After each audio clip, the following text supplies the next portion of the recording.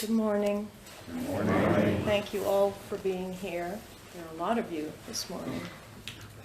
Thank you to my teacher, Galen Roshi, who is in Japan, for her continued guidance and wisdom. Today, I'd like to talk to you about joy.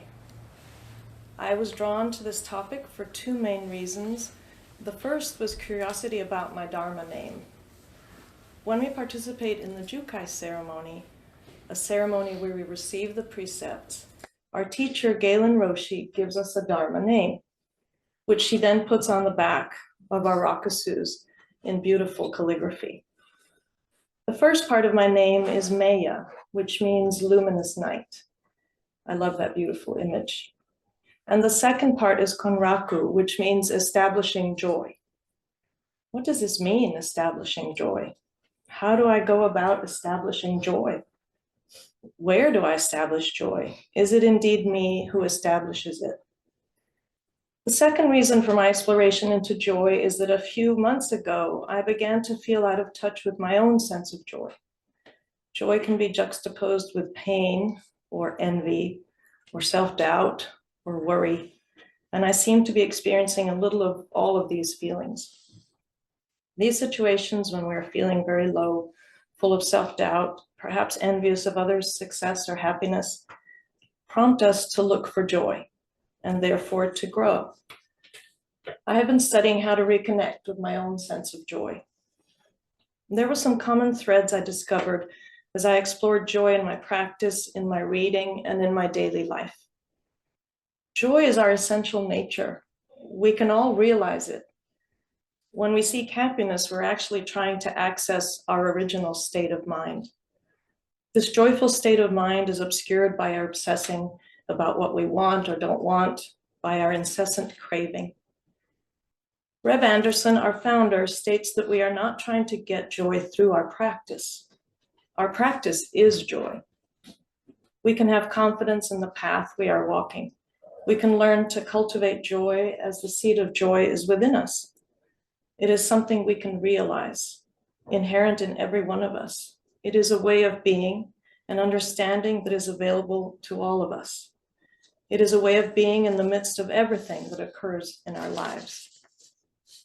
So how do we cultivate this seed of joy that is within us? The key elements I discovered are gratitude, compassion, integrity, intention, sympathetic joy, and mindfulness.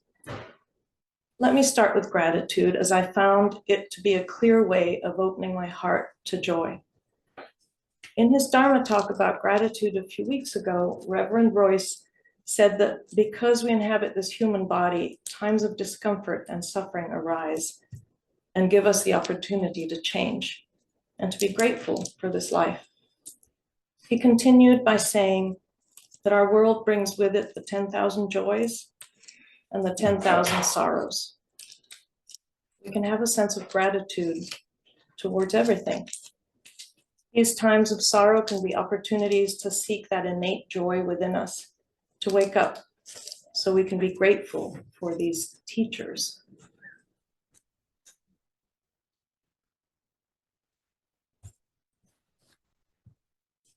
Gratitude also reminds us that we are all connected. Martin Luther King Jr. wrote, "Whether we realize it or not, each of us lives eternally in the red. We are everlasting debtors to known and unknown women and men.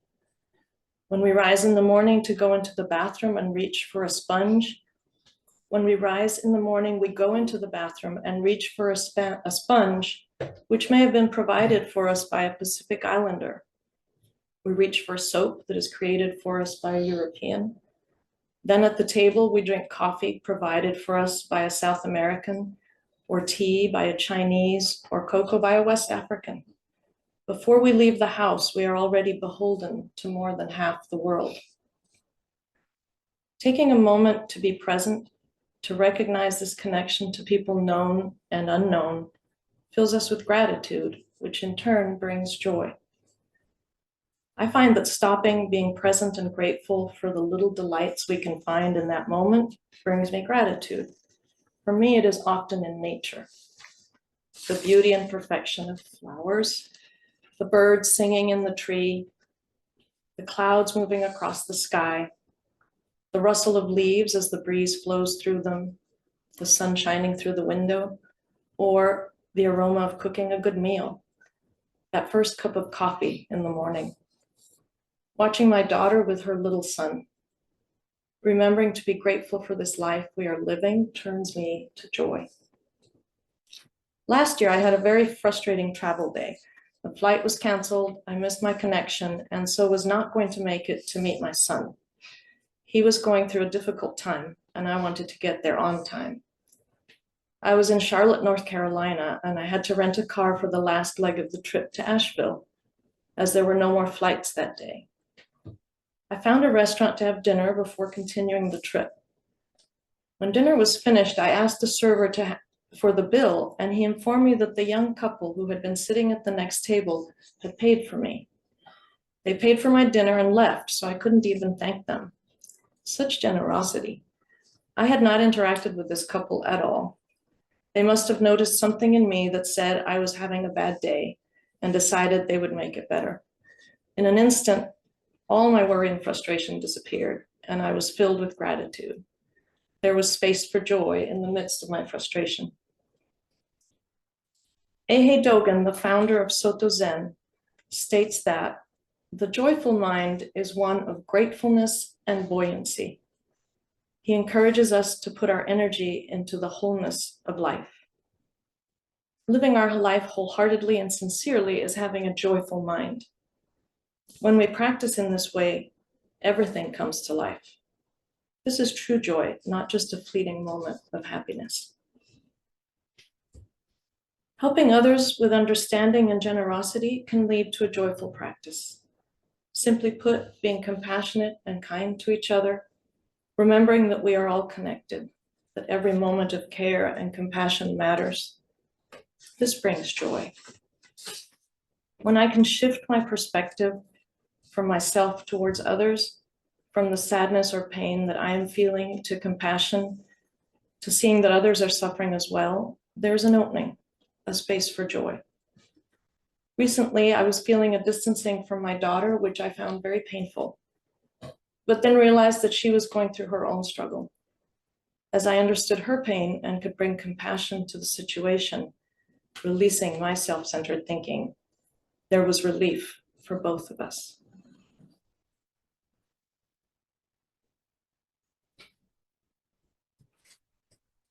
As Zen Buddhists, we are called to live our life with integrity, and this way of living is a foundation for joy.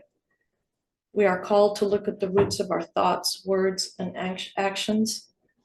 We repent and promise to change those thoughts, words, and actions that are harmful to ourselves and others.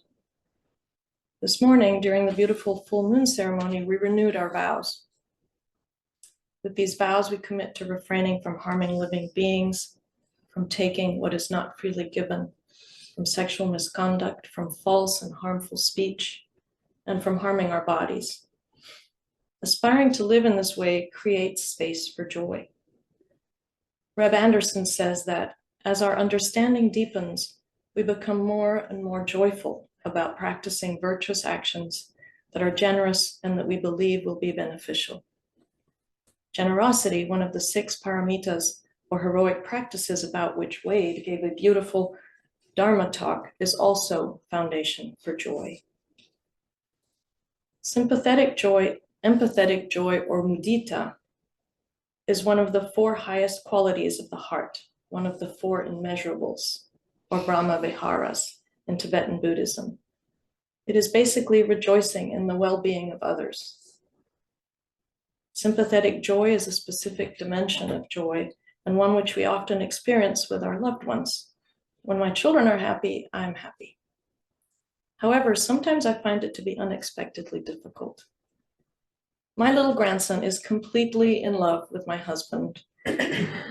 When Grandpa is in the room, he's the only one that matters. Well, this brings my husband great happiness, and I see the beautiful relationship they have, the connection and fun they have together. I'm often surprised by the envy and sadness that I am not the favorite. That little voice that says, "What about me?" My sympathetic joy is nowhere to be found. And where is my generosity? Aha, hello, teacher. Thank you for this opportunity to explore and grow. In her book, Boundless Heart, Christina Feldman shares an 18th century Sinhalese text that can be helpful as it describes this appreciative, sympathetic joy. How wonderful you are in your being.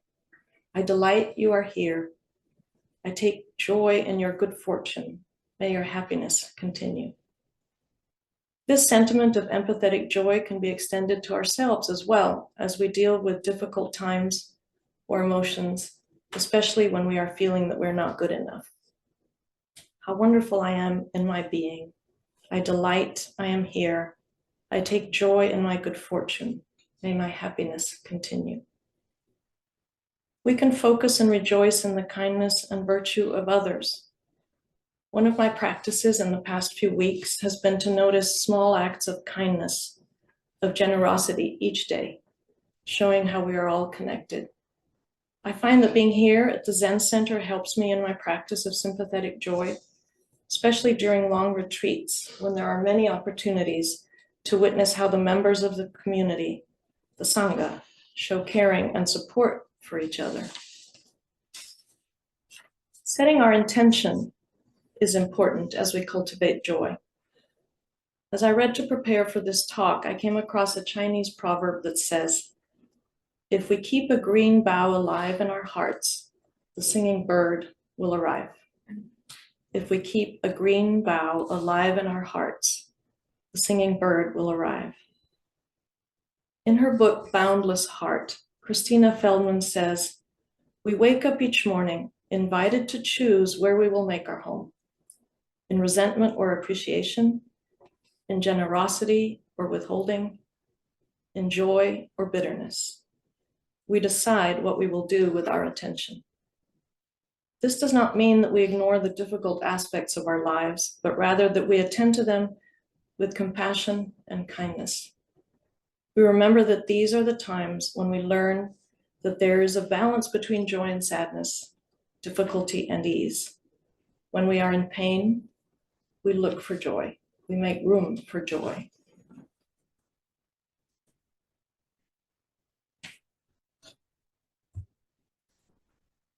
So much depends on where we put our attention, on our ability to reframe our situations positively. When you set an intention for joy, you're not making joy happen, but rather allowing the space for it to happen. We can incline our mind toward joy. The more we practice, the more we choose actions that align us with our intention for joy. When we're in a difficult situation, we do not have to wait for it to end to experience joy. Our inclination towards joy helps to ease the pain we are experiencing. We can discover that joy is not so far away. As I prepared for this talk, I returned to a poet named Ross Gay and his Book of Delights. In 2016, he decided to look for and document a delight for each day of the year. Since then, he's written a second book, the Book of More Delights, as he decided to continue the practice. Ross Gay mentions that his daily practice of looking for what he calls delights created a delight radar, that the more he looked for these daily delights, the more they appeared, or rather, the more he noticed them. He says, the more you study delight, the more delight there is to study. These delights pop up and ask to be noticed. In defining delight, he says that delight is more occasional, whereas joy is more ever present and waiting. It is always there. He describes delights as little bells, little reminders that joy is there, just waiting for us to connect with it. We can all do this, set an intention to find the delights in our lives, to pay attention. I have started doing this practice and find that it's usually the little things, once again, often in nature, that I find delightful. Flowers most definitely delight me, which leads me to read one of his short essays to you. I'm a retired elementary school teacher, and I really miss reading to my students, so humor me. the irrepressibles, the irrepressible, the gratitudes. I'm talking about this amaranth plant I see growing in the thumb-thick cracks in the asphalt beneath a chain-link fence with 3 strands of barbed wire strung atop that, just in case, I guess. It looks like it's escaped from a planting of the stuff in a barrel planter behind the chain link and barbed wire. The plants are lush with green foliage and pinkish conical flowers. Some are perfectly erect, some bow their heads like they're listening, or like they're looking back for someone waiting on them. Come on, they seem to whisper when the breeze blows through them. Their bodies against a fence, their candles. They're also visited, we can see since we're very close now, by honeybees, recently added to the endangered species list. So close are we that we can see that each flower, as is so often the case, is actually many flowers.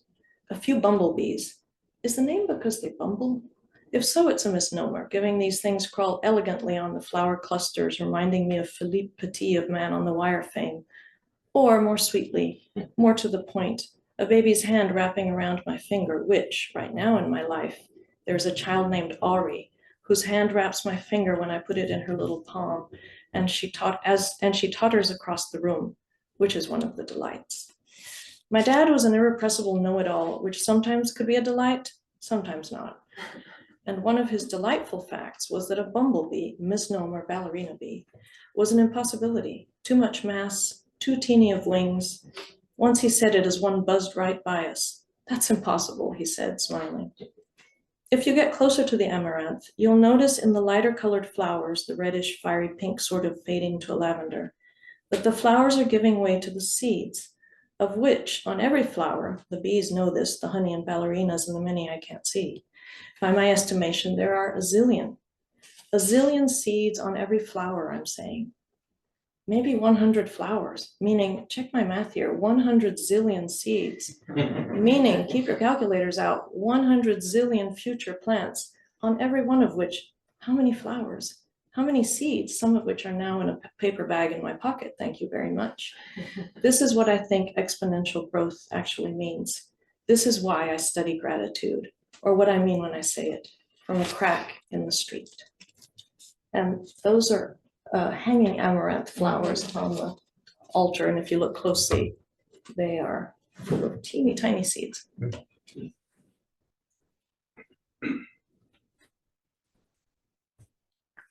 I have also started the practice of noticing the many times people stop to help others.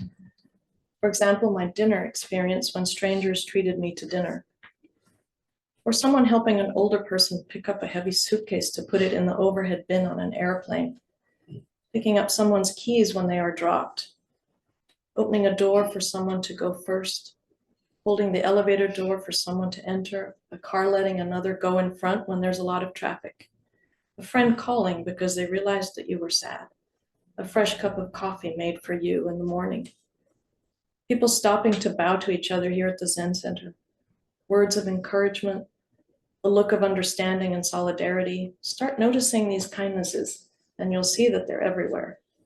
These kindnesses bring me joy. Mindfulness and being present plays an important role in our exploration of joy. Joy often takes us by surprise, born of the simplest experiences. Being still, being in the present moment as we sit in Zazen prepares us to pay attention and notice those joyful moments when they arise, as well as to cultivate how to find them when they're less obvious.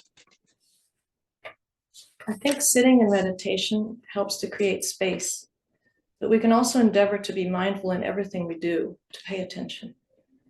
As we were leaving a 5-day sesshin or retreat a couple of years ago, Reb Anderson reminded us emphatically, remember stillness.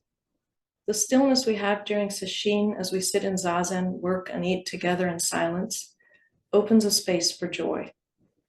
As we go about our lives, it is important to have the discipline to create this space, this opening to connect with our joyful state of mind, to be attentive and to notice. But also, as Dogen says, this ordinary sitting is itself boundless joy. Before the end of this talk, I'd like to return to flowers because I find them very joyful. I think flowers can be our teachers if we let them. They begin as a seed, transitioning to a seedling, then to mature plant. They bud, open, and flower, sharing their perfect beauty with us, then wither, die, and decay. Impermanence is right there before us as we look at the flower arrangements throughout the week. Sometimes you'll see a flower or two wither and flop over. Their time is done. Here is a poem by Zenke Shibayama, who was the abbot of Nanzenji Monastery in Kyoto. I think this poem beautifully expresses the joyful nature of flowers. A flower does not talk. Silently, a flower blooms. In silence, it falls away. Yet here, now, at this moment, at this place, the whole of the flower, the whole of the world is blooming. This is the talk of the flower, the truth of the blossom. The glory of eternal life is fully shining here. Just as we take care of the flowering plant and give it our attention so it blooms, to deepen our capacity for joy, we need to take care of it and give it attention. During the happy times, the delightful times, as well as when we sit in the midst of the challenging ones.